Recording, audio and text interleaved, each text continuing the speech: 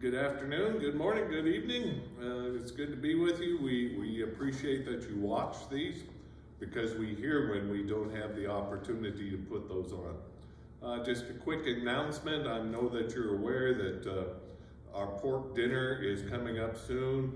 So be a part of it. Join the ministry and the mission here at First United Methodist Church. So we continue in our Be Kind series, and we continue in the Gospel of Mark. In fact, this week we continue in chapter 9, where we were last week. And you might remember last week that the disciples had this question about who's going to be the greatest, right? And Jesus puts a child on his lap. And so we're immediately after that, so we can only imagine that Jesus still has this child on his lap, still teaching the disciples about what it means to be a disciple. And John interrupts, right? As the disciples do when they don't understand something, they change the subject or they just go on to something new. And John asks this question. Basically, what he asks is, who's in and who's out, right? Who's included in this new kingdom realm and who is not? Jesus basically doesn't answer his question. He moves on. But he answers the question this way.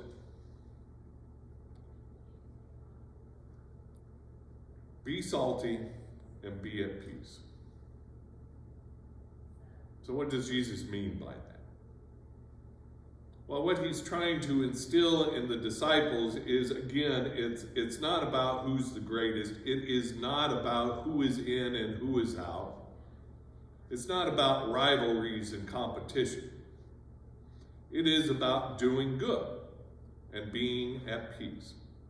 That's the phrase about the salt, right? Be salty. Jesus is telling the disciples, inherent in you because of the creation is this capacity to enhance life, to preserve life, to do goodness and enliven life. That's within you. So go out and do that, right? And be at peace.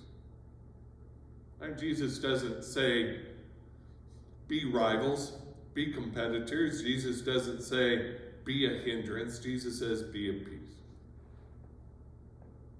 Jesus is trying to build this community.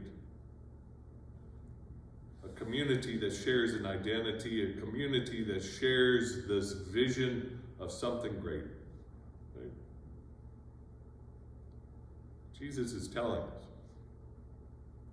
that God has this intention of restoring the goodness of creation as he created it, and that we are a part of restoring that creation to goodness.